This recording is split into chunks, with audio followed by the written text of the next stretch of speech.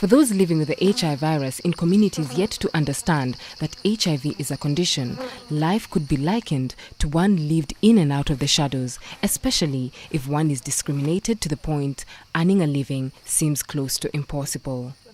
The seclusion from productive initiative still remains, and this is one of the reasons Sikara group members in Butula came together. Tangu nioleke na nikajua hali yangu, nilijua mwaka 1998 na kutokea hapo mpaka sasa naendelea tu na maisha. Accepting her status, Janet realized, was only part of the journey. Sasa katika hiyo hali ya kuona nimebaguliwa sana, na nilikuja pia nikapata wenzangu wengine ambao walikuwa na shida kama yangu, na tukaungana tukatengeneza support group. Economic empowerment actually reduces stigma and discrimination. Many a times people are discriminated because they are HIV positive and they are poor.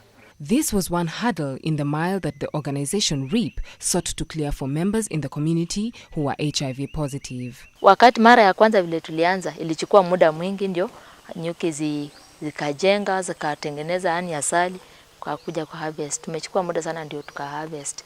Lakini baada ya harvest mara ya kwanza, sasa ikawa ni vizuri. When somebody with HIV positive is a breadwinner and they continue being breadwinners, they continue providing, they are not begging from anybody, the respect will go on.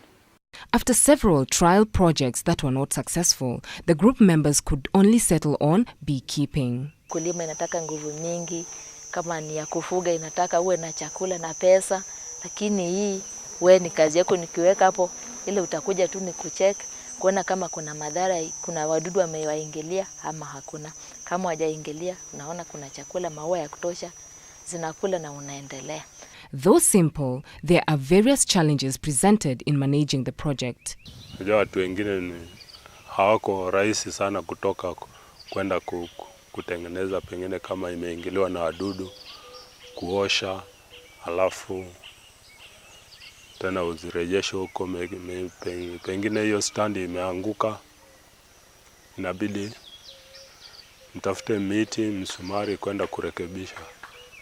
And the limitation in resources adds to the frustration in the group's attempt to increase productivity. Wakati tunavaa hizo uniform, saa zingine inaweza kuwa labda wakati wa kupuliza moshi, moto kama imechoma, labda bila wewe kujua, na hapo nyuki inaweza kuingilia. The health risks involved are another danger in taking on the initiative. Challenge ilikuwa tu ya kwamba members walikuwa ni waoga, hawataki kuja, hata mtu alikuwa anaona tu ni kitu hatari kufuga kwa boma. Kama haujavaa vizuri, alafu itokee kwamba hiyo moshi ipungue, alafu watoke kwa wingi, wanaweza kuuma hata kusababisha kifo kama hauko tayari. Na wewe mwenyewe pia usiwe pengine umejipaka mafuta ya kuvutia ama pengine umetumia kinywaji ambacho kina harufu kidogo kama pombe hivi. On this particular night, as we accompanied the members on their harvest, even after taking all precaution, the swarm turned wild, and Vincent got a few bee stings.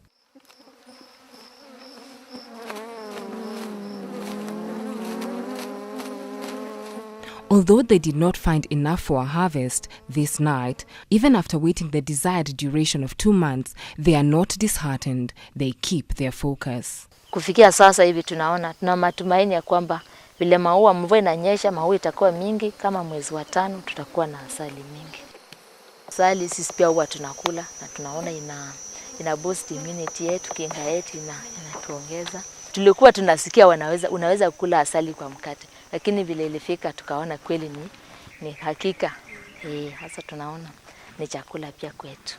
In spite of the occasional sting, the Sikara members in Butula can enjoy the fruit of their labor, and their product, like everything sweet, could by sales be the gateway to complete reintegration into society. For Hope Beyond Eyewitness News, I'm Beryl Ooro.